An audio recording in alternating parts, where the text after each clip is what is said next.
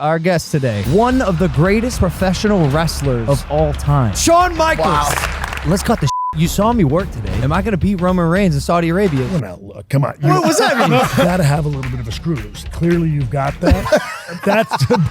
You guys invented the suck it. Bro, I was in high school doing suck. I didn't even know where it came from. Where do they suck it? I do my best to come across well, but I am white trash. You know what I mean? I actually had something to bring to the table. I am the table. I am the table. You do understand, like, in this business, like, the table never ends up. I don't know why I said it. First thing that came to your mind, right? No, the idea on the table.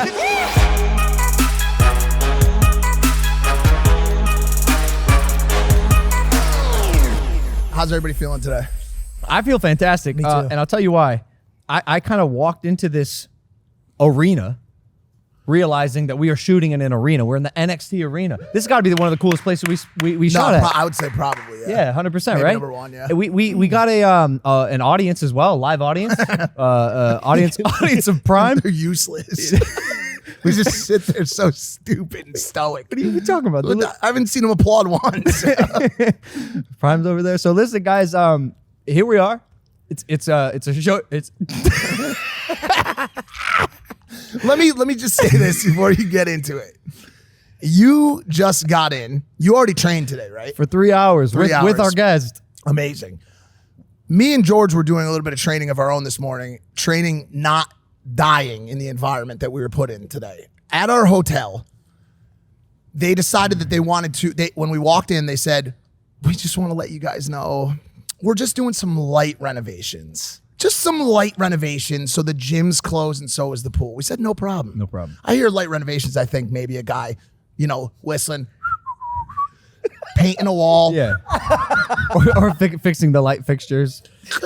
Yeah, some light renovations. Jackhammers. Yeah. Jackhammers. Not on some bougie 10 floor down type jackhammers. They put me purposefully on the same floor as they decided, yo, you know what? We don't really fuck with the patio anymore. We're going to build a pool today.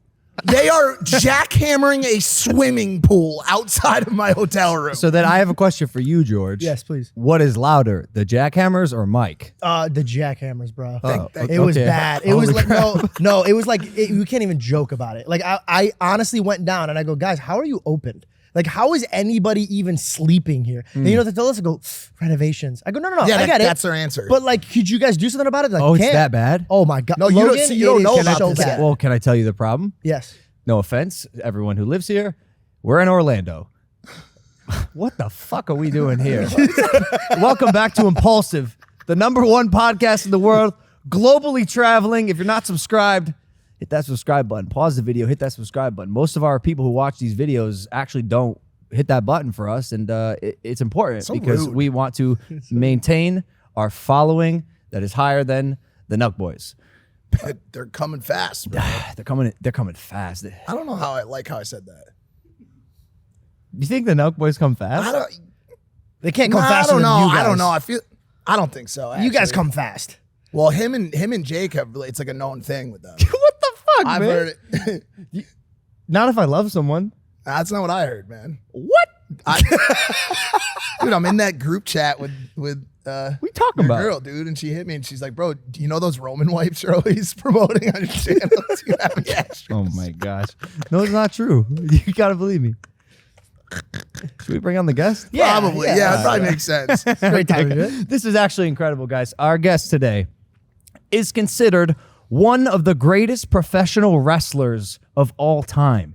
He is the former WWE champion, top guy, and face of the company, and most recently serves as the, get this, WWE Vice President of Talent Development Creative, who I currently train with, sort of, today.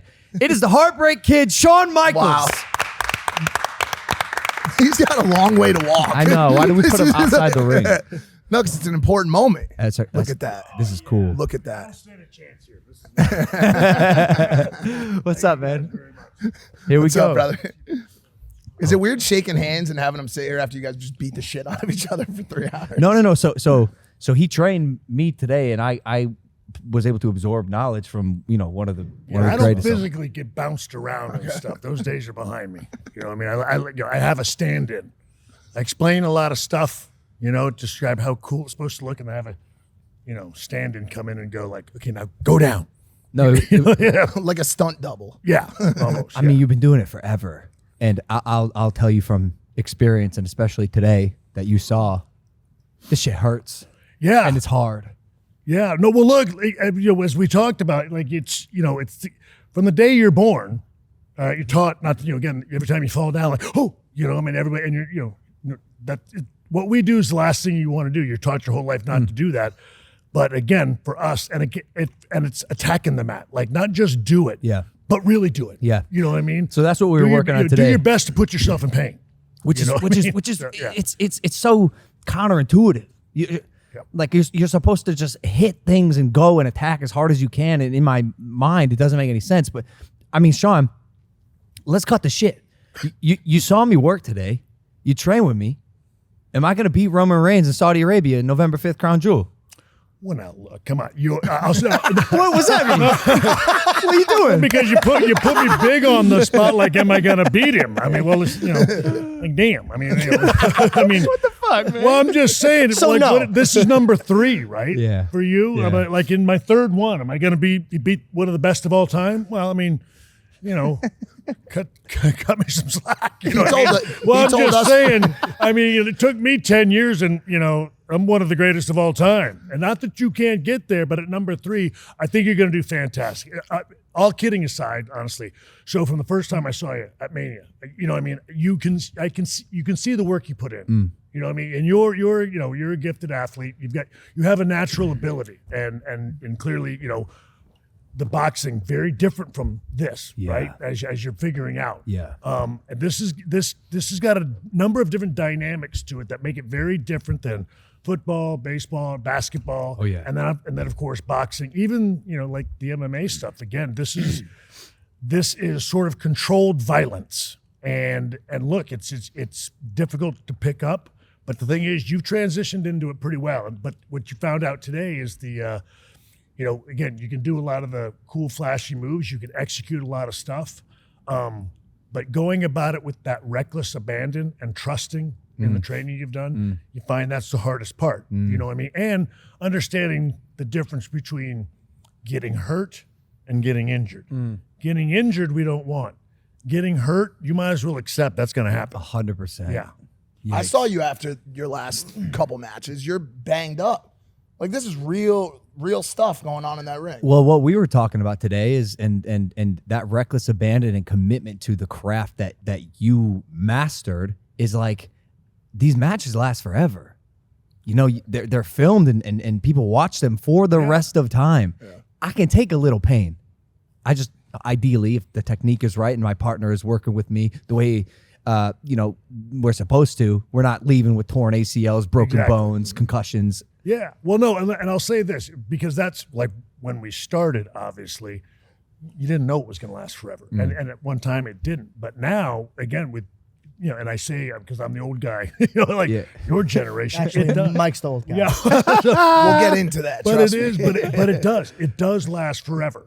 You know what I mean? And you want it to be good. Yeah. You know what I mean? You want it to be representative of, and look, like I said, you've jumped into a lot of stuff, but you jump in all the way. And I guess that's the thing. When you decided you wanted to come down here, I guess I just figured, like, look, it's one thing to want to do it. It's another thing to try to, when I said you got to have a little bit of a screw loose. Clearly you've got that.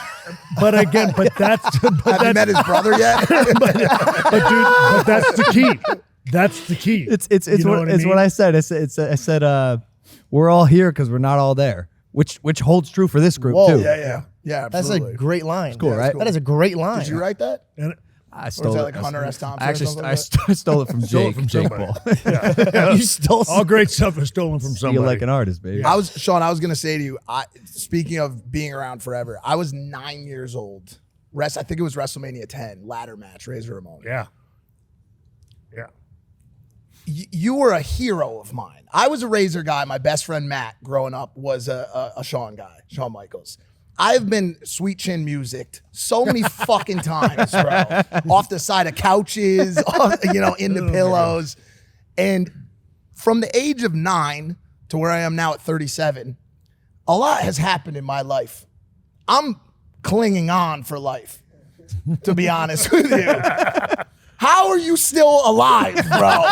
How are you still alive? And by the way, looking great. Looking great. Looking great. What is your skin regimen? That's what I want to know. Well, look, first of all, yeah. Well, again, I've tried. Look, there's a physical aspect of what I did that I wonder if I'm still alive, and then there's a lifestyle aspect that I look. That's why I'll say this. That's why I'm so appreciative, of the job I do. I'm very Mr. Nostalgic and loving, and I'm way into the romance of this job, and even doing this. Like, look, again, like you guys are like some of the coolest dudes in the world. Oh, I'm like in real life such a square.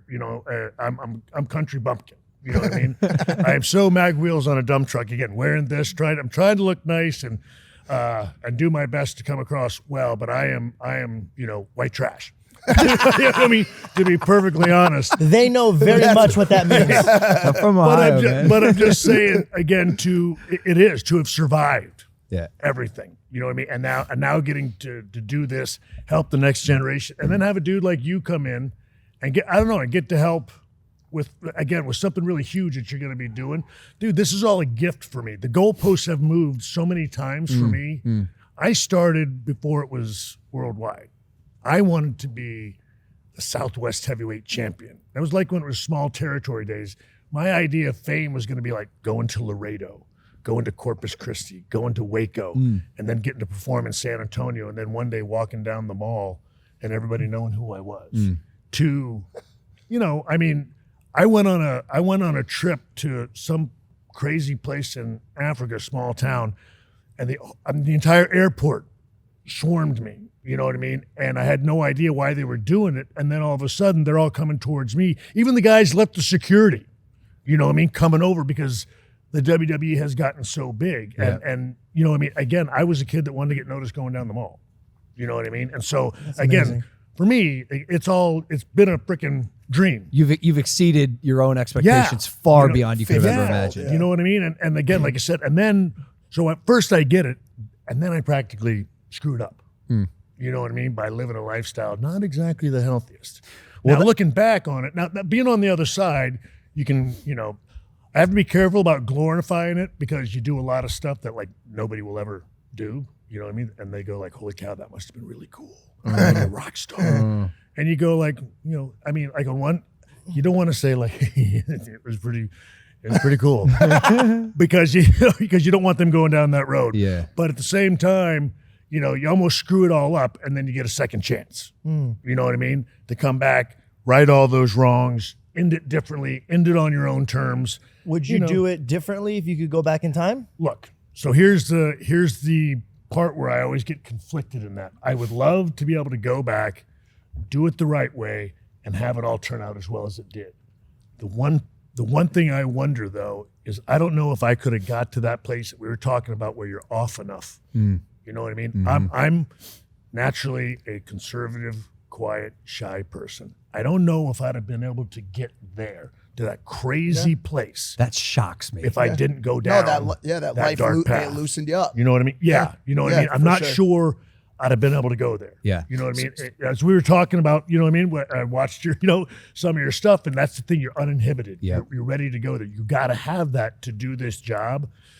I got a little of it. I just don't know if I'd have been able to just not care. This podcast is brought to you by Cash App, the easy way to send, spend, save, and invest with friends. Cash App helps you connect effortlessly with your finances and with your people, and that's money. But do you have a friend in your circle who doesn't yet have a cash tag? Well, it's high time to get that friend to get a cash tag, and here's why. Get your friend to get a cash tag so they can create their own custom cash card and put their cash tag on it. Tell them they can draw their own face on the card if they want, or they can draw an elk counting dollars, whatever they want. Cash App did the research, and the cash tag, elk like money too, was not yet taken. So, Mike, if you want that to be your cash tag, brother, that's one. Oh, you got one? Yes. Perfect.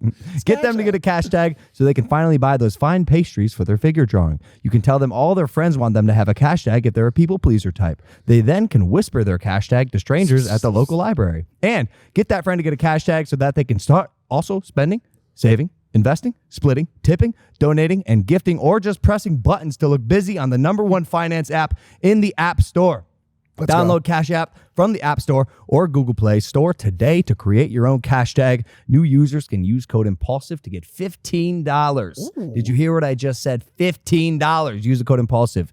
Terms apply.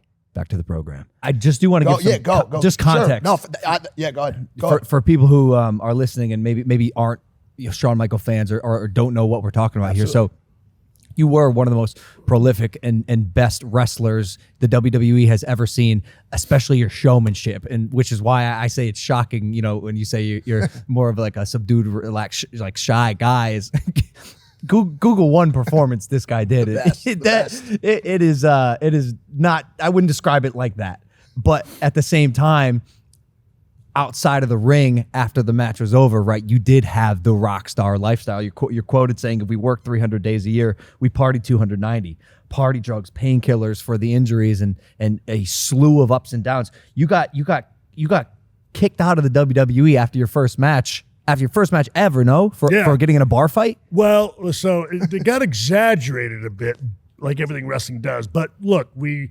got hired. Like, wow, we're finally here. And of course, somebody like, you need to go out with the guys, get to know them and everything. Like, Josh, we don't know. Like, go on, we'll go out with them. So we went out, and you're trying your best to stay out of trouble. But then, somebody was coming around like, come on, here, you guys are big partiers. Like, no, you're trying to play reserved, and like, come on. And so you go like, all right. So I grabbed, a glass off of the bar and smashed it on my head. And of course, Normally. Well, but I was just trying to show, like, but you said it like it was so casual. Well, but back then, I don't know. Look, this is a business that was, especially then, full of some savages, man. I mean, real men. Yeah. And I was 22, and you're trying your best to fit in, and you feel like that's the way to do it. And then the next day, it's like, that's not going to work. Oh. So we were hired for a day. And then we got fired. And I can remember, we're like, oh my goodness, can we at least make a last-ditch effort to talk to you? And I remember going to the office in Stamford, sitting out there, and I've got my my cowboy boots on, and Vince comes out, he goes, nice boots. And I went, oh, thank you, sir. He goes, they were made for walking. And I was like, oh my goodness. He goes, no, I'm just kidding. Come on in. Oh. And then he fired us. He wasn't kidding. No, he wasn't kidding. Yeah. What year was this? 1987. Oh my God, dude. Different times. Completely different times. That led into what I was talking about earlier. Like, I would consider to be one of the golden eras that you kind of ushered in of WWE. And I want to talk more about the road life, but I want to ask you quickly. I know you probably, for business reasons, would say that the golden era of WWE is right now, probably. Yeah, well, look, I mean, it keeps changing. Right. Look, we're more prosperous than ever. Yep. You know what I mean? But I think every generation kind of has their golden era. I think, what I mean? Everybody feels like theirs was the best. I will say that I feel like what we did was different and innovative because we changed it from what it had been for so long, from that traditional purist to that attitude where, again, television was changing, more real life television, you know what I mean? Yep. Where we would pull the curtain back a little bit. It wasn't so, as we would call it, pretend. It was, we started going there. And again, look, not to the extent that you guys do, but getting real. And some of the storylines that were going on in the back were actually more important and better than the ones we were putting on television. So we just started bringing a lot of the truth forward, and that rubbed a lot of people the wrong way. Why? Why is that? Normally, especially authenticity, I feel like would fuel great success. Different times. Yeah, it was just different times. This business was built on, I don't know. Again, characters. It was trying to convince you again that it wasn't entertainment, that it was a real fight, that you did hate each other. And look, and the thing is, sometimes that real animosity was there, but sometimes it was between guys that we weren't creating animosity with on television, if that makes sense. And we just decided, like, maybe we bring some of that real life problems that we have in the locker room to television. Again, reality TV. Yeah. You know what I mean? And not make it so based on complete imagination, bring some of the real life stuff that's going forward onto it. And also, again, having to be a little bit more in your face. You know what I mean? The viewer got more sophisticated and smarter. You know what I mean? And they could tell what was like, they can tell sort of like what's BS. You know what I mean? And to your point, the authenticity. But there was a time you could cover that up. You could camouflage it. But after a while, the viewer gets, conditioned and smarter and wiser. And again, that rubs people the wrong way. Change is hard.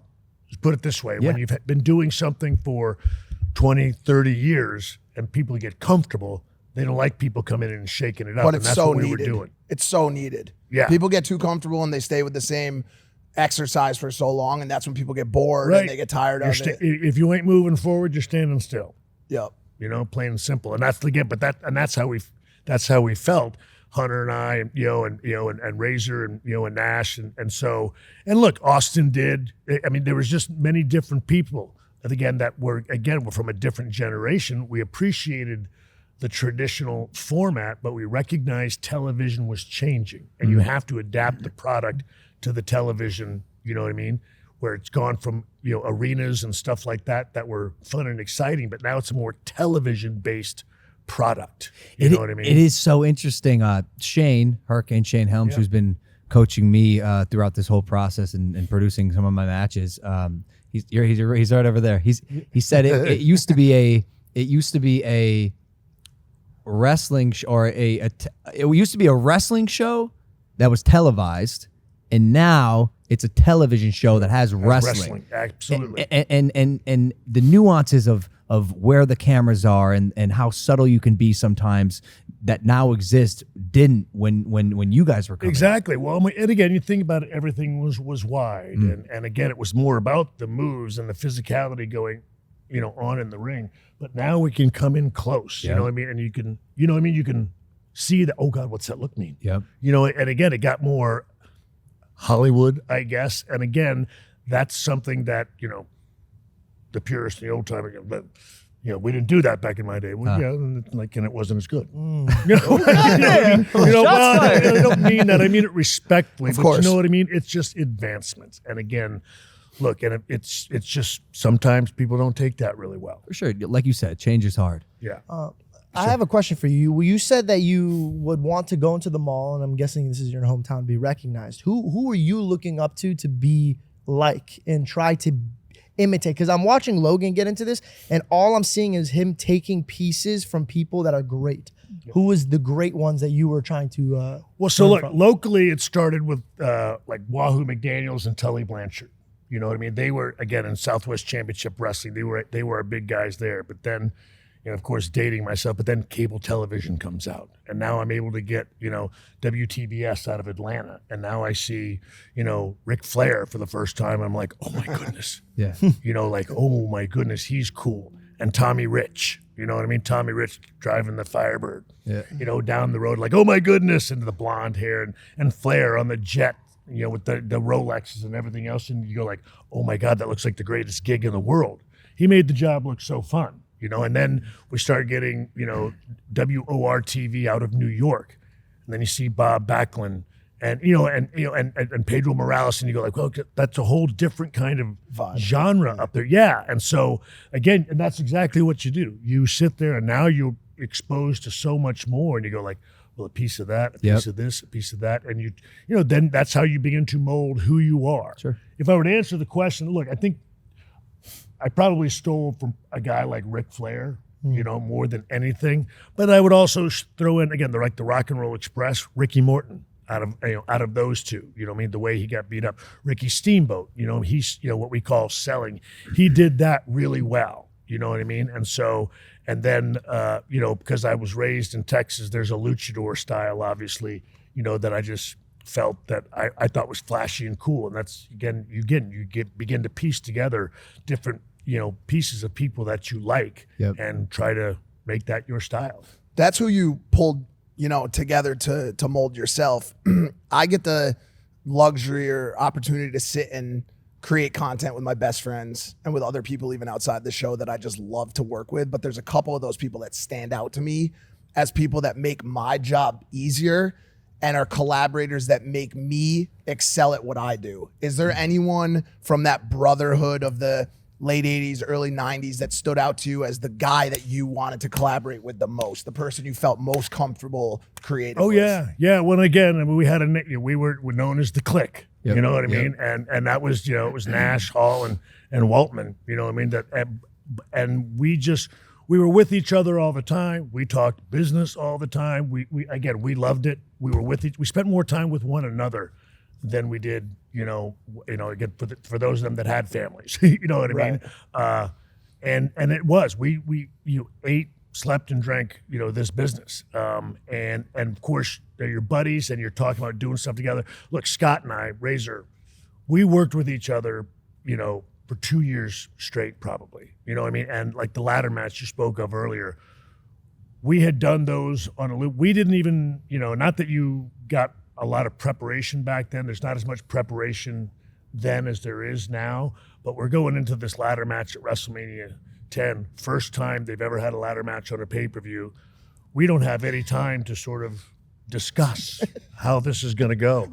But he and I had worked with each other so many times. We had done ladder matches together that we can just go out there. We knew each other backwards and forwards. You know what I mean? I knew where he was going to be every second.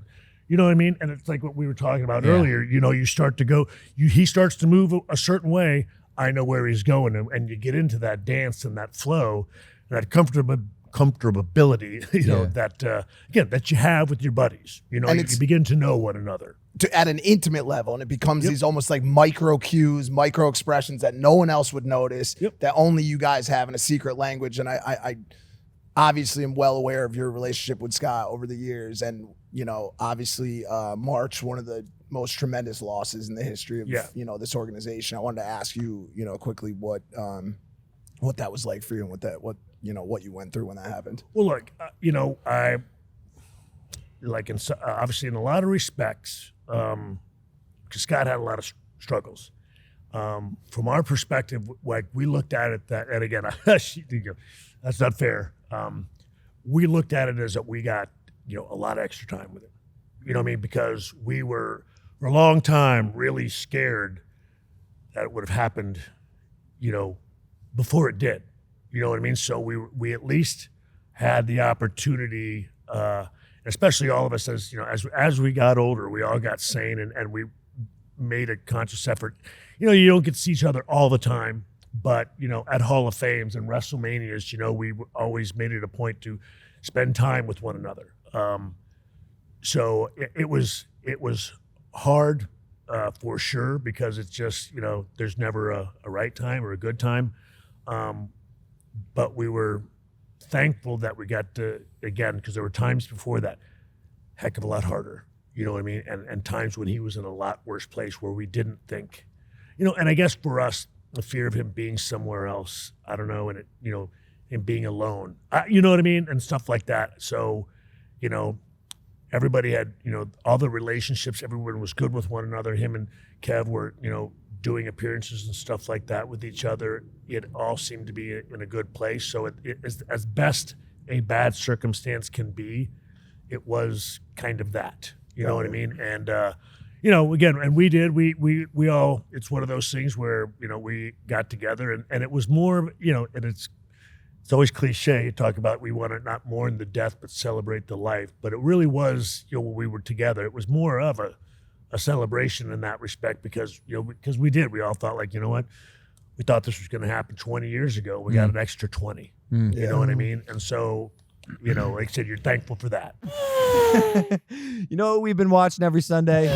You guessed it, the NASCAR playoffs. Fast cars, wrecks, fights, all the action anyone could ask for. It might be the end of the season, but the intensity just started. This weekend, NASCAR is back at Martinsville Speedway. So strap in for a wild ride as the stars of NASCAR Cup Series take on Martinsville Speedway. The 8 drivers left are vying for their spot to be a champion. The stakes are high as this is an elimination race, so the playoff field will be cut down to the final 4 after this race. NASCAR always delivers an action-packed race full of lead changes, wild wrecks, and close finishes. And fights. Brand new fights. Go get them, Bubba. Go get them, Bubba. We're going to have you on the show soon. They're going to keep you on the edge of your seat the whole race. You got to experience NASCAR in person, so be sure not to miss the action. Go to NASCAR.com ticketmaster.com/tickets to get your tickets today. Can't make the race? Tune in and get ready to take a beer shower at the finish line with NASCAR, Martinsville Speedway in Virginia this weekend, 2 p.m. Eastern on NBC. Back to the program. As someone who also has had struggles in those departments, mental health, substance abuse, in my own life, I know that you have as well had your own struggles. And the reason I was wanted to talk about that road life a little bit more with you, we, on a level not even comparable to you guys, have started to get into this traveling lifestyle. And it's a very strange, lonely life. And even though you're with your buddies and you're in the same city as them, you find yourself in these hotel rooms, in these random, and I'm going to bring back some memories for you that you're still having all the time, I'm sure. These random hotel rooms and these random clubs and these random restaurants, and you meet these people and you meet these girls, and a lot of it becomes very empty. And I guess I wanted to ask you how much of that road life, that exhausting time zone switching, constant abuse on your mental and physical health contributed to the other demons that started to present themselves over the years. Well, look, obviously it had to. I always have kind of wondered, like, what was it? I guess because I thought I was raised pretty well. My dad was a military guy, but it's not like it was overbearing. I had, my parents stayed together. It's a good close family. I think for me, it was more just, I just wasn't ready, I think, for all, again, like I said, that, it got so much bigger than I possibly imagined. You know what I mean? Because again, I just wanted to be the guy in Texas, and and it got so big, and I don't think I was prepared for that. And look, when everything's said and done, I essentially go, look, I was weak, kind of morally, or you know what I mean. And from a character standpoint, I broke down, and I guess I was just so curious of what it would be like to, I don't know, to see what that other side looked like. You know what I mean? That I thought I would just peak every now and then. But then you don't realize, you keep telling yourself, it's not that bad, but then before you know it, you're up to here. You know what I mean? And I don't, like I said, I wish I could. He knows what you mean. Yeah. I started as a weekend warrior myself, and then it's every weekday. You tell yourself, only do it when I'm on the road. You go, okay, that's great, but you're on the road like 280 days a year. Yeah. Dude, that's like, you're doing it all the time. Yeah. And it is, you convince yourself of that. And again, when it's so weird because like now, I don't know, like I can't imagine. It feels like an effort. If I would have to, I go to the hotel room, all I want to do is get in the bed, and lay down and watch TV. The idea of getting up and going downstairs to go to the bar, like, that sounds like work. Yeah. You know what I mean? Just get it is work, dude. Every time I'm drinking is work. Taxing. Yeah. I got to reset my like this grind is just that, and it is taxing, but I do appreciate the times when I can separate myself from this a little bit, and especially when you're working that hard like that. I mean, in a weird way, it is a balance, and it keeps you artistic, because that's the one thing about this industry that has gotten me hooked. As an outsider, now that I see the ins and outs of the business, and I really see the beauty in what I consider an art, the story, the physicality, the performance. It's incredible, man. And you guys have this canvas that we're sitting on now, and you can do whatever you want in the most creative ways. It's truly limitless. And in my journey as a student, as I continue to try to just be the best wrestler and entertainer I can be, I've been watching so many documentaries, and I watched yours, and so many interesting things about it. And I found the relationship that you had with Hunter. Paul Levesque, Triple H, now my boss. Incredible, right? Like you guys invented the suck it, which every teenager in the world, that was my life. Like seriously, has done so many times. Like, bro, I was in high school doing suck. I didn't even know where it came from, and then what it meant. Or what it meant. What do they suck it? Yeah. And then it's from you. You guys pioneered this, and I wanted to ask about the lifestyle that you were living and Hunter's involvement in keeping you on the right track-ish. Like, it seemed to me when I was watching this documentary that he was responsible in many ways for making sure that you got to the next show, that you even stayed alive sometimes. And sometimes having a friend like that is invaluable.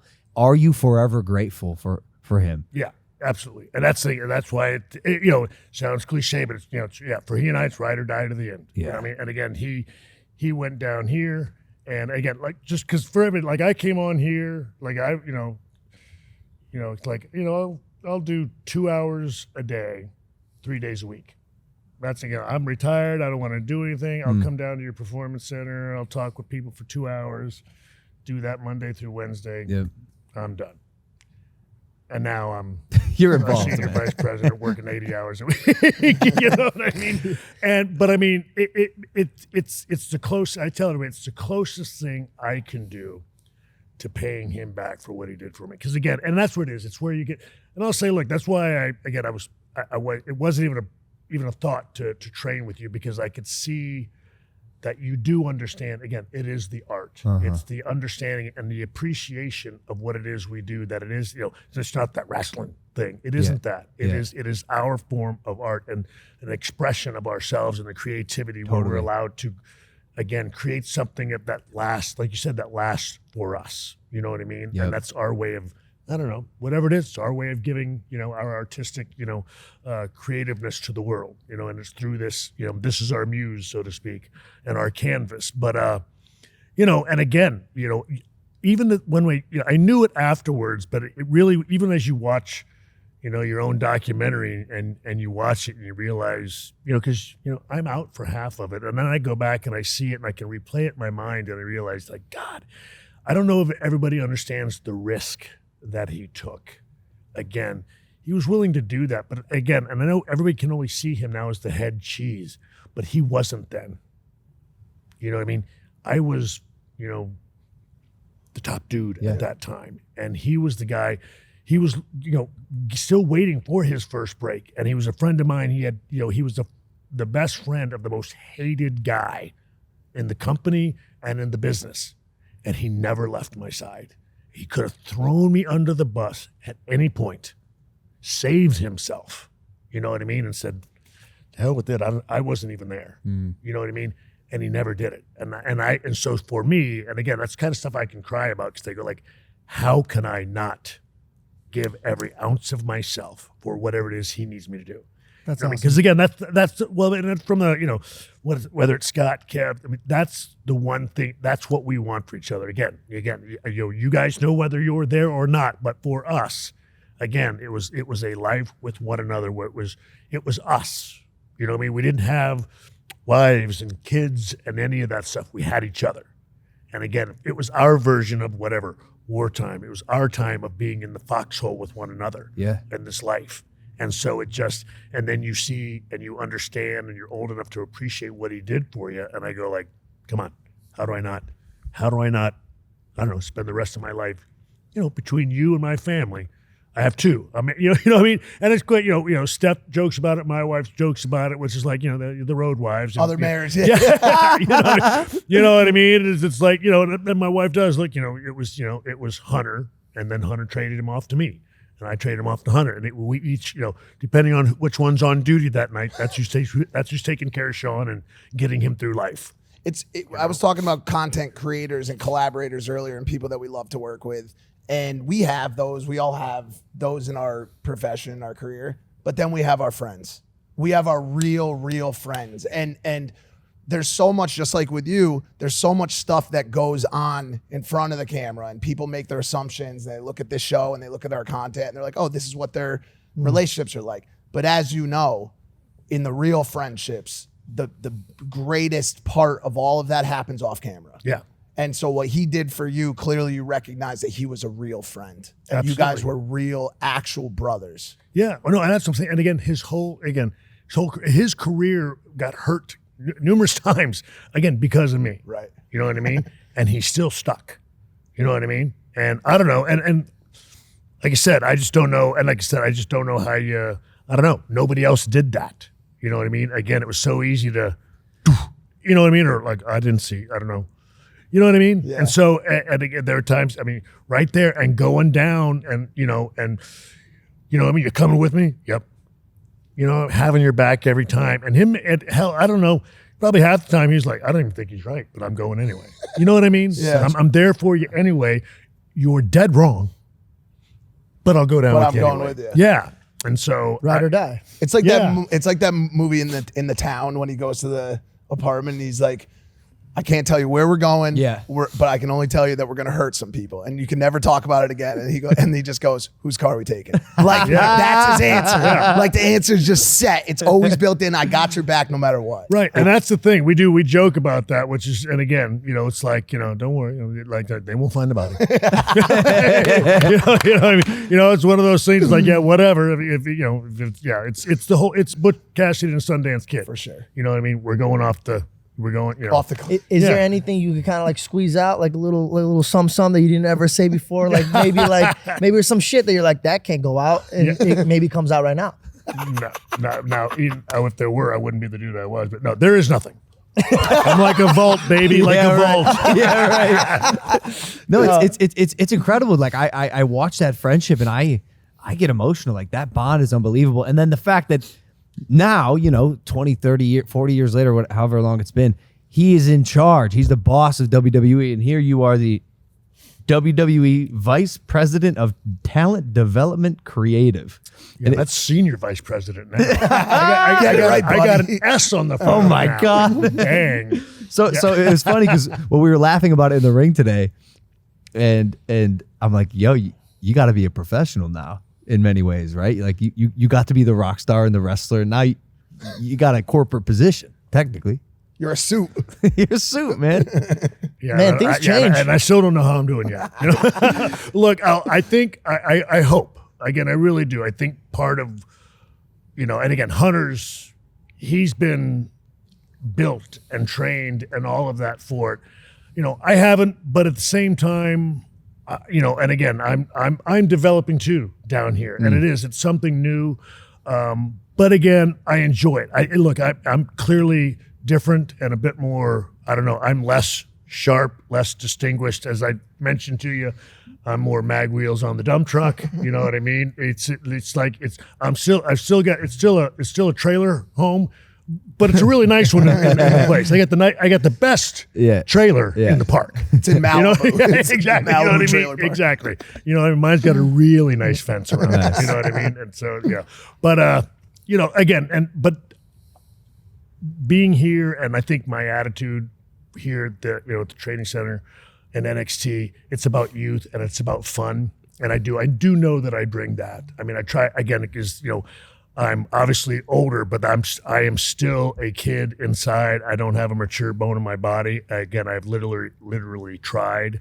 But again, I think people understand what they're getting with me. But again, you're also not, I wouldn't, it doesn't bother me if they don't take me to a board meeting or something like that. It's probably best.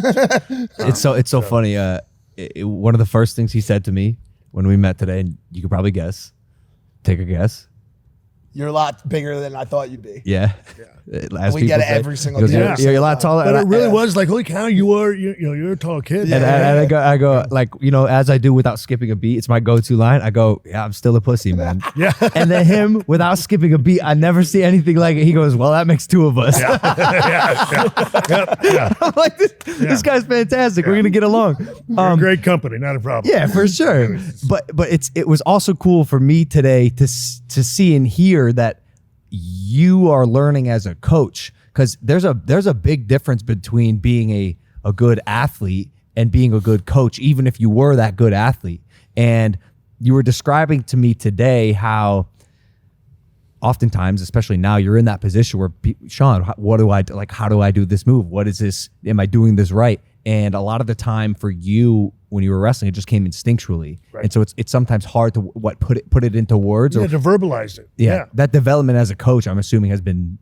Yeah. Well, look, so the thing is, now, again, in this position, it's a number of different hats. It can be coach 1 second, producer the next, a writer the next, and I don't, you know what I mean? And so I enjoy that challenge, but they're all things I can remember years ago, again, doing, even in San Antonio, again, a training center and having a small television show there. And I got asked, again, are you giving yourself executive producer, credits? And I'm like, no, I mean, there's somebody else. And well, you're giving yourself, writing credits? And I'm like, no, but, and he goes, and it was like, are you writing the shows? Are you doing the backstages? Are you telling them everything?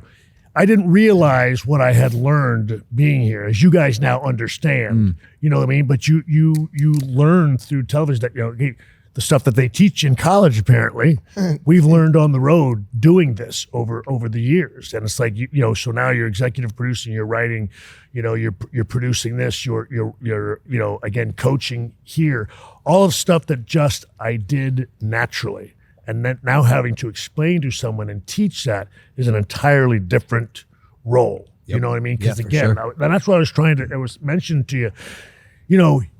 You've sort of had the difficult time of learning it sort of in a different, just a sort of scattered order, as opposed to beginning. And then, you know what I mean? And intermediate. And, we had to kind of reverse today and work on fundamentals. Dog, I have you started on the top no, rope. bro, I have no fun. I have no fundamentals. We're like going through the stuff today, like running the ropes, taking bumps. I'm like, I realized like, I skipped all the stuff you should start with. Right. So we reversed today. Yeah, and you know what I mean? Just some of the fundamentals. Again, the same. Got to be the same amount of steps. Yeah. Back and forth, you know what I mean? But it is, again, you get launched into a tough position, especially as, you're athletic, you can do all that stuff, bang, let's do it, and so you can still get there, but again, the minute because you pick it up quick, the minute you are able to tie that into, all of the rest of it, now you're able to start focusing on all the creative and all the other stuff that you enjoy. It's just trying to tie those worlds together. And again, but to know it here, but be able to verbalize it to someone, I found challenging at the beginning, because it was just, I don't know, I just sort of did it. Somebody grabbed me and I went, you know what I mean? But then, and they're asking you like, but how and why do you do that? And of course your answer is like, well, I don't know. Yeah. I don't know. Seemed like the right thing to do, so I did it. Yeah. Go ahead, sorry. No, I was just saying, so again, that in and of itself is a learning process of, again, you can know it, but can you express it and teach it, to someone?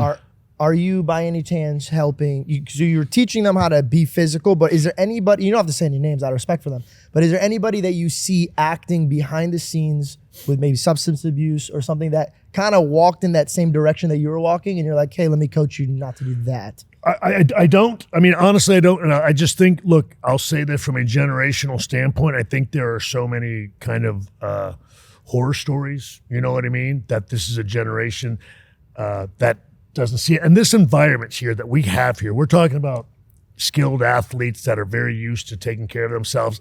I could be wrong. You all know better than me. I think you're a brighter generation. And I think, again, well, at least There's hope. You are wrong. We are not. No. In this regard, I think you learn how to do both, though. You know what I mean? I mean, you can have fun, but it doesn't have to be destructive. In this regard, You know what I mean? he's right. I think I don't see many young athletes going off the rails. Because they watched what happened. I do. Maybe that, but also, tragedy. You know what I mean? I do. I think they see it for now. sure. We learn from the past, but I mean, if you are going off the rails and making the mistakes that you shouldn't be, there's going to be someone to take your spot. It is way too competitive now. But I will tell you one of the things, again. So it's not there's not any of the substance stuff, but just the the emotional, or the, again, from the ego standpoint, or what. So, because mine just wasn't, because one affects the other. Yeah. So then from a professional standpoint, like, what you're doing with me on TV isn't working, or, I don't like this. Creatively, they don't like it, doesn't feel right. I don't understand. It seems stupid. It makes me look this way.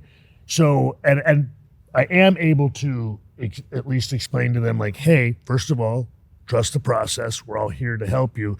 But when you are expressing, there's different ways to be able to express your dissatisfaction. You know what I mean? When you're talking to the head writer, you might want to word it like this. That way you don't sound like a... I feel like there's an opportunity to improve the verbiage that you've given me. Yeah, that's what I'm saying. But what the fuck is this? What the fuck is this? Okay, well, on that note, I can help them in that respect. Don't do that. We had to go through that exercise a lot.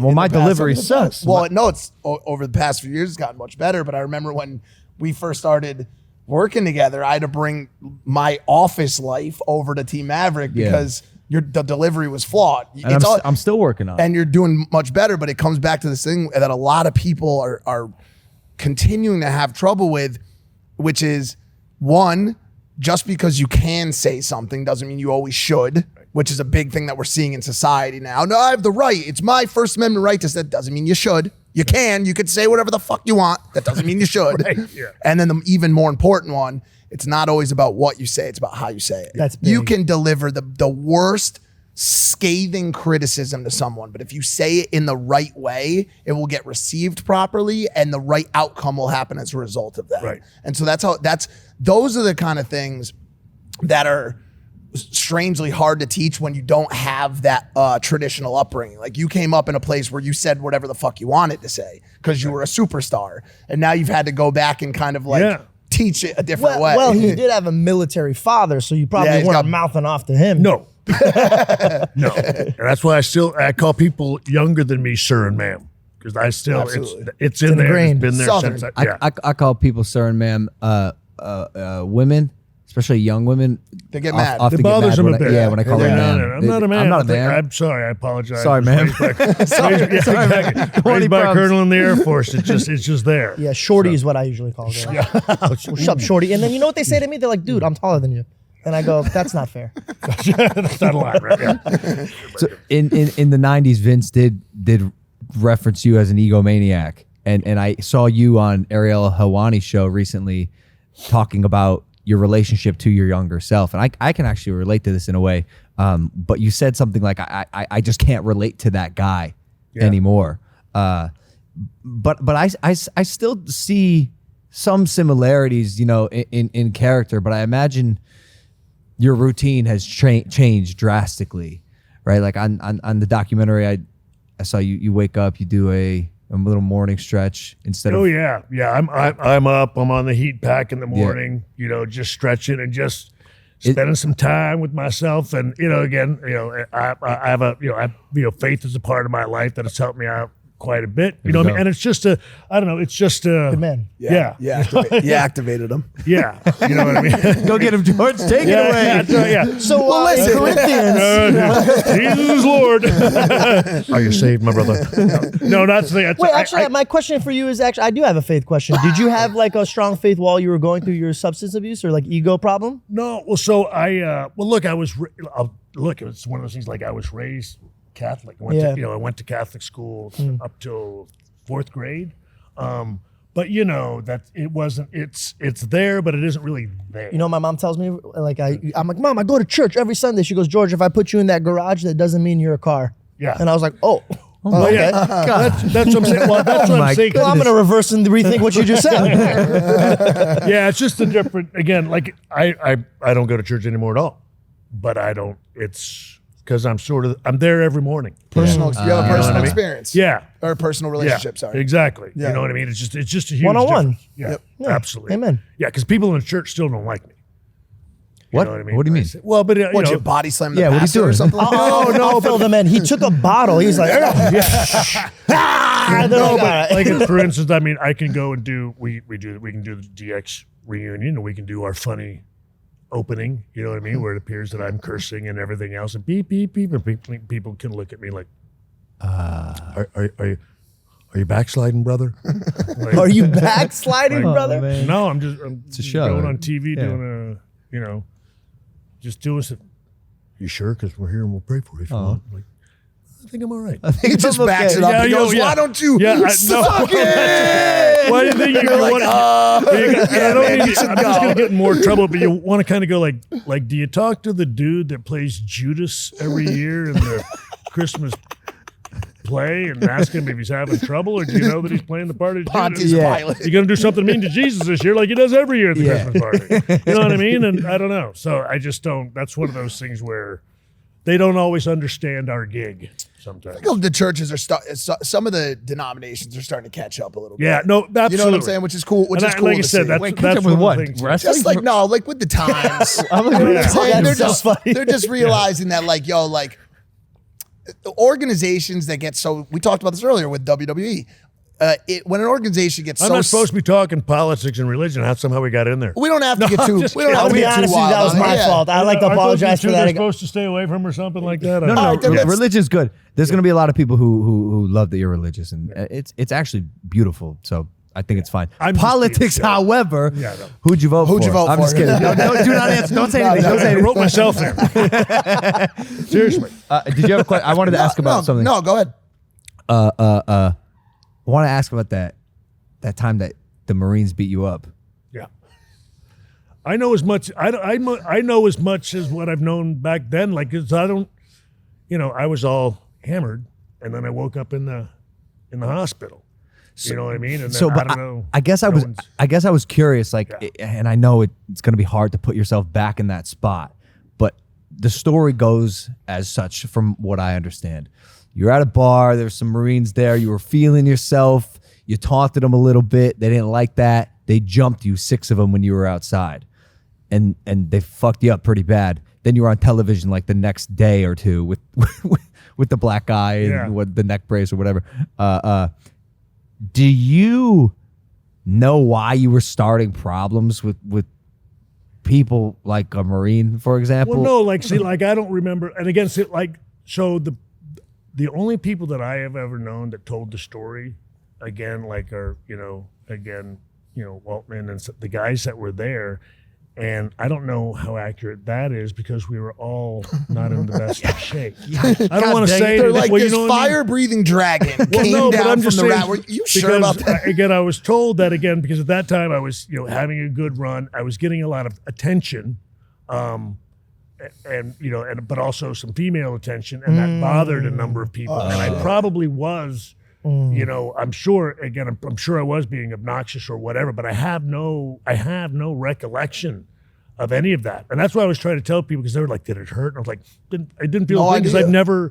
I've literally, the last thing I can remember from that night is dropping my coat off at the coat check. No way. Yes. Oh my God. And then the next thing that I remember is I'm waking up in the hospital, and Tammy and the guy, everybody's there, like, dude, you all right? I got up and what happened? And I'm just sort of beat up. I'm like, oh, what happened? And unfortunately, not anything to be proud of, but I was in that position a lot of times, again, not beat up, where I would wake up in an emergency room and I would go like, okay, and I just, hey, I'm ready to go, and they're like, well, no, we can't let you know. Like, I'll sign it. I would just sign anything, boom, off I'd go. Oh my gosh. And you didn't try to You'd go and get 3 or 4 more hours sleep. I'd get up, get in town, go to the gym, go. Were you wrestle. working out this whole time, keeping up with your physical routine? Yep. I was very functioning, but, well, and I guess the thing is, because more of it was, again, to go down the road, but it was more prescription stuff. And so I was Still- really good at it. Well, you know what I mean? But Yeah, I'm just yeah. saying it's one of those things where you do, painkillers in the day. So those didn't make you loopy. Yeah. You know what I mean? Yeah. And then the ones at night that make you loopy. But those, you end up you going out and then you wake up and like, all righty, let's go. Well, yeah. Yeah, see- well, kind of. It depends on how so I'll just bring up your book. So he has a thing called. no, I want to ask a question. So you let's talk about the painkillers for a second. Adam's over there. Our WWE guys are like, oh my gosh. Here we just go. talking about all this stuff. He's the PR guy. The love of shaking his Pete. Just head. talk about it. Talk about it theoretically. Senior vice president for the love of God. Talk about it They don't do theoretically. it well. Shawn Michaels, Right. man. We know about Shawn Michaels. All right. Everybody knows the story. They gotta. I just want to talk. So 98 comes, you break your back. Is that correct? Yes. Oh my God. Right. So what? Spinal. How did Well, that? it's, Jesus it's Christ. herniated, it's screwed up, but yeah, all that. Yeah. And are you already starting to theoretically someone that looked like you starting to experiment with painkillers at that point or Oh. before the injury? Oh yeah. No, I mean that was look. So again, it goes back to there's one of the things it used to be in this line of work was you're supposed to be able to. One of the badges of sort of honor was, you'd be able to party all night, and then Absolutely. get up the next day and go to the town and, wrestle for an hour and be able to do it again time after time, and then, whatever, drink and take a couple of these and be able to go and to function. That's sort of what, was the cornerstone of a man in our business at one time. And I was young and naive enough to buy into it. You know what I mean? And that's honestly what it is. And like I said, then you're just sort of competing with yourself. And again, a bunch of dummies competing with each other about, well, who can do the most. But Stay again, out latest, have the most sex, do the most drugs. Like who's the warrior, the night warrior? yeah, That just could also- again, the silly competition. Like I said, before you know it, you're neck deep in it. And like I said, and and again, then people are, not until you realize that people are starting to, pass away. You know what I mean? That you go like, Wow, this is serious. it's kind of stupid. What was your moment? What was your like Honestly, rock bottom? I could sit there and hear about people passing away and always talk about gotta change. I can remember again getting married, and then immediately we're getting, we find out we're having a baby, and all right, 9 months you got to get it together. And he comes, and 9 months later, still not there.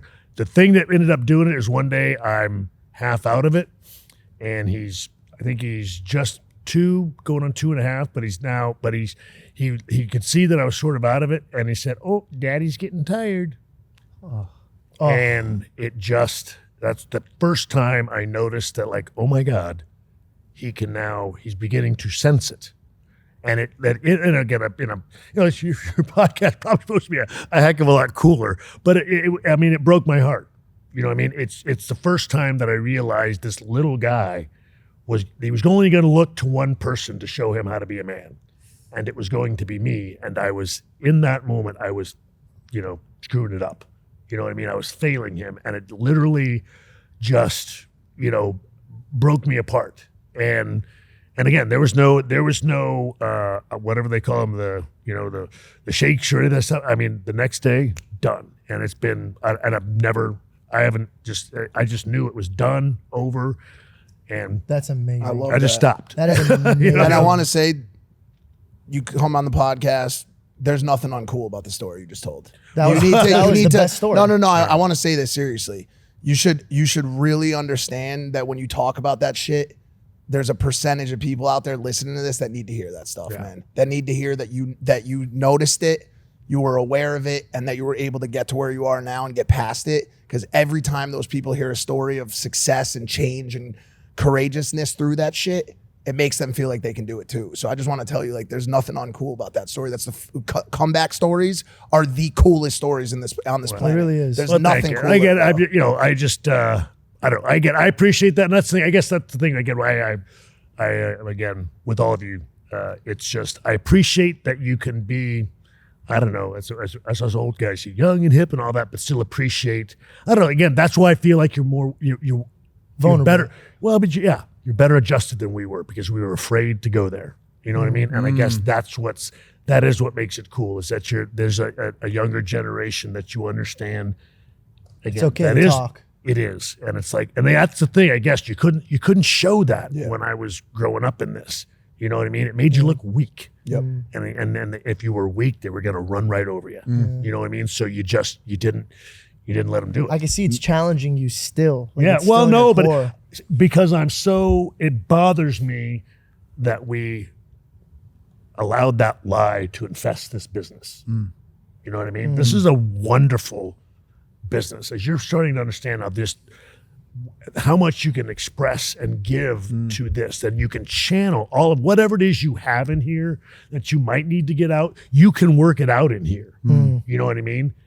And we were brought up in this business that was built on such BS. You know what I mean? And it kind of, I don't know. And it's not like they made us. So again, I don't ever want to dump on it. It's not like anybody made us. It was just what you did. But yeah, it was just so kind of glorified in a way, as opposed to, again, I don't know, like somebody said, like, Coach, this is bothering me. Or again, like, we're not going to make fun or talk down about mental health or struggling with something or being on the road or this is hard for me in this place.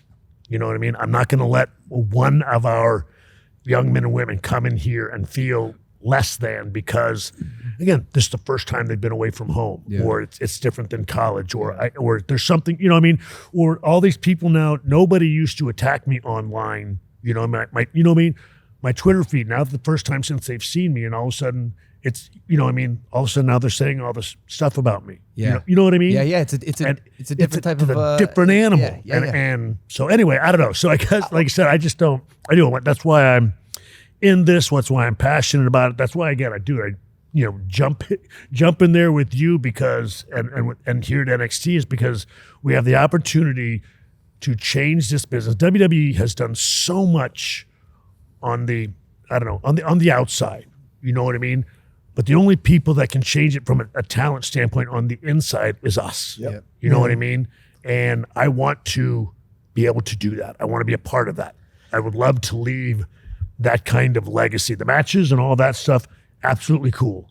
I would love to lay this business in the hands of men and women that are complete, good character-driven human beings. You know what I mean? And great performers. You can do both. And let me tell you, man, that is the full 360-degree legacy. Like, as a student now, I think it's so cool that guys like you, guys like Shane, give their time to help the people that want to be the greats, right? That's the next step. You did the first part, but you have so much invaluable knowledge in that head of yours, and being able to share that, even some of the people that I've worked with thus far, I'm so grateful. I send out my gratitude texts. I sent a text to our group chat and our boys, and I was like, hey, I think it's important that if there's someone in your guys' life that has educated you, mentored you in a way, or done something that you're appreciative of, send them a gratitude text. I'm thankful for this, for XYZ, because it goes a long way, man. You're literally shaping the future of an entire industry with the people that you're giving your knowledge to. I personally think it's so cool. And hopefully one day after I do a nice little run, I'll be able to spread whatever knowledge I've gained over the years, because that is that second mountain in a way, that of service. Yeah. No, well, I got the thing, service, right? Yeah. And that's the thing. I mean, I serve at the pleasure of, the WWE and everybody here. And it is, it's all it's the only way we can sort of, I don't know. It's the only way we can give. You know what I mean? And so, like I said, I love doing it. And again, I don't know. And Shane's another one. Again, he held his little boy for the first time, and I think it changed him too. You know what I mean? That's one of the things I think, for those of us in our line of work, something about holding them little boys, man. You know what I mean? When you realize, hey, you're looking at me, aren't you? Yeah. You know what I mean? Like, son of a bitch. Your priorities change quickly. That's love. And I know we made a joke about the PR thing, but that story right there, regardless if it changes one person, it changed the way I truly look at this field. It really did. So you being vulnerable, which I know is tough, is making men like him not be scared to do it. And on top of all of that, just hearing your stories, you said you heard multiple people pass away and it didn't affect you, which means you didn't care what happened here. But when you saw another being, you were like, all right, I got to change. And that speaks volumes about your character. Well, thank you. Like I said, it's an ongoing, you know what I mean? I mean, my children are older now, you know what I mean? And I still, but, let me ask you something. How old is your son? The one that was the baby boy? He's 22 now. Did you ever have a moment with him, now that he's an adult, where you thanked him for getting you out of that hole? Oh yeah. Oh, I've told him a bunch of times. Oh yeah. Well, just last night, I just gotta let you know your old man loves you. you know what I mean? Yeah. I take, because he's up at school now. But yeah, no, I have a number of times. Does he take pride in that, or is it just like I just exist? You know what I mean? I'll say this. I think as they get older, I think they start to appreciate. They're right now in the stage, both him and my daughter, where again, because now so much stuff is coming out, you know what I mean? There's you see documentaries and so now it's more because they've been raised by a really pretty Christian conservative dad, and but now they've seen so much stuff and they're like, Dad, you know what I mean? You're an animal. Dad, you were really out there. You know what I mean? And so, like I said, I'm starting to. It's in a good way, because I've got the sort of like the dad quality, where it's like, again, it's like all the dads, like I know, yes, Dad, do right, say your prayers, eat your vitamins, all that kind of stuff. I get it, but now I'm getting some of that cool factor standpoint where they go like, dude, you did. You know what I mean? You were once. You know what I mean? Because it's hard to look at your dad that way. Yeah. You know what I mean? And to know that, like, dude, you were off your rocker. No, for sure. Oh my for goodness. Sure. You know what I mean? I had a conversation with I know exactly what you mean. my dad, my whole life was, my dad, Yeah. dad tendencies. Then one night, I think about a year and a half ago, we were at a dinner table and me and Jake were sitting there like asking him now as adults, like an adult talking to an adult about the past. And I was hearing some of the stories that my dad had done. And I mean, you probably could have guessed this, but Greg Paul was a menace. I'm sure. Back in the day. You don't say. What makes you think he's not a menace now? Wait. But let me tell you something that's really interesting for parents out there who are finding out that it's probably the hardest job in the world. Here's a little piece of advice or a story. Take what you want with it. The stories that he was telling me were and Jake was at the table too, my brother. Jake had heard before.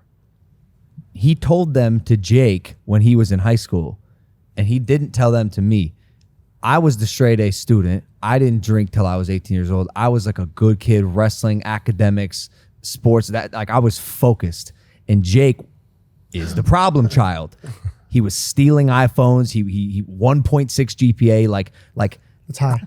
no, it's not. He was high. And I always wonder if it's because like my dad told him the stories of what he was doing as a youth when he was a hooligan, and my brother maybe tried to emulate what his old man did. Yeah. I didn't hear those stories until I was an adult. I didn't know my dad was a fucking troublemaker, like to the 10th degree. And so I just wanted to be the best, son I could. And so it is interesting. Well, that's the thing. You do wonder the whole time, like, I don't know what is the best to be honest with them. Yeah, right. You know what I mean? Or do lie, bro. Well, look, I'm not saying we lie, but it's like, we just never said anything really. And thankfully, again, when I was wrestling, they were young. And since they've gotten older, again, we've done a good job.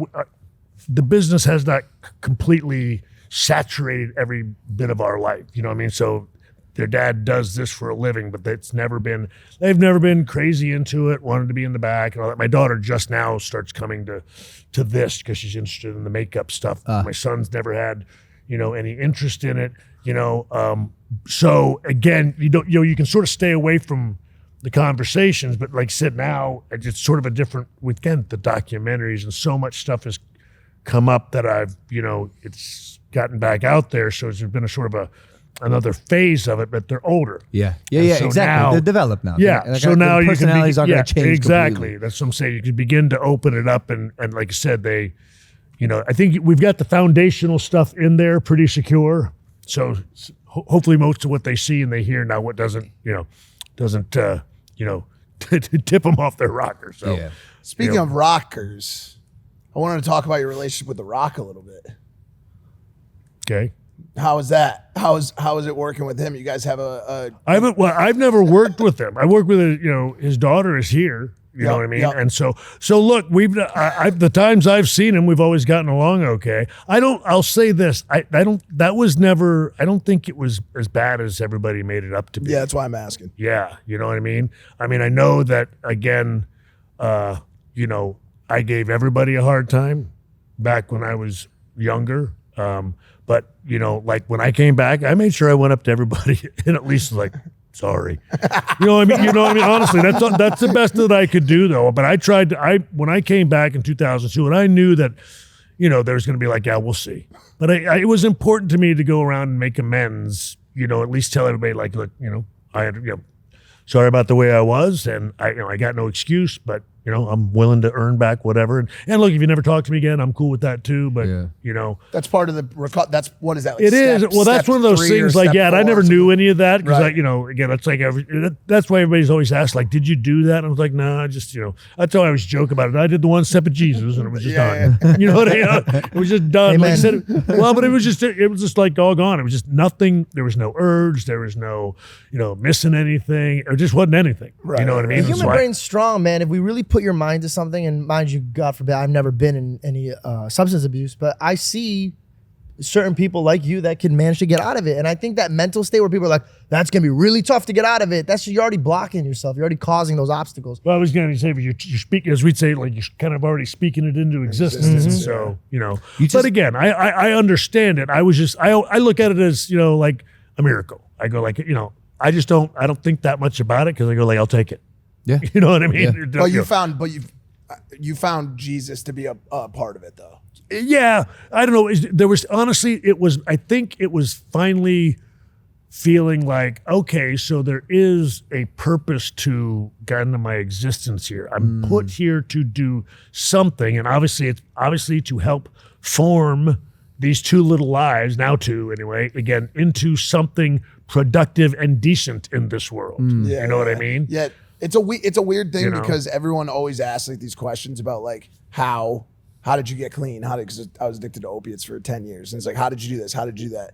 And the answer is always very near and dear to the person that. Right. So it's like, what do I give to you to make you understand? It's really not super easy. I think what could help is a conversation. Sure, and then with the intention of finding that motivation, because it is super specific per each person. Yeah. So what is it? And quitting opiates, drug, whatever you're using is not easy. And if you're gonna quit, it needs to come solely from you. You need to want to quit.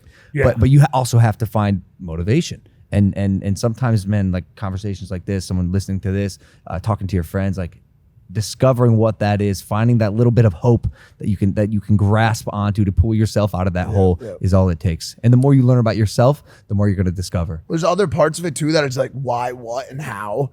It's like you might have a why, your kid, sitting in front of you, but then you run into issues with what and how. How do I get it? You know what I'm saying? I can't do it. I'm too sick, or I need medical supervision, whatever.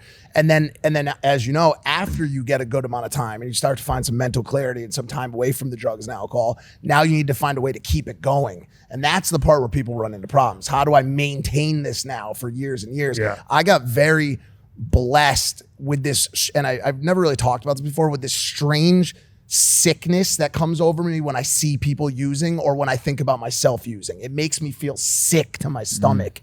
And I started to play into that when I found the power from that, which was, I no longer want to be a loser. That's what I tell myself. And not to call anyone that's stuck in that a loser, but that is what I had to tell myself that I was, and that I wanted more for myself. And it was very important that anytime I had an urge or saw someone using or even thought about drugs, I became physically ill from that thought. And so it's a weird tactical note that worked for me, but everybody needs to find what works for them. And that's kind of the challenge of it. If I eat like too much of like an unhealthy food, like a cake, sometimes that thought of eating that cake the next time makes me sick. And so I won't eat that cake again. So I do see what you're saying. Yeah. Same thing. I do see what you're saying.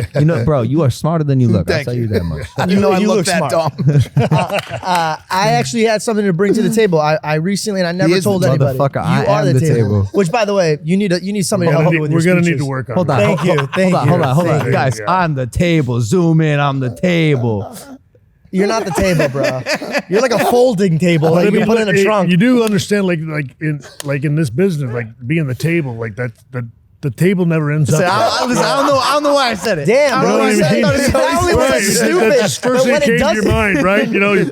No, the idea On the was- table. It was supposed to be like thought that one out. Yeah. like what do you bring to the table? Like I am the table. Yo, fuck you guys. Oh my goodness. I'm just saying.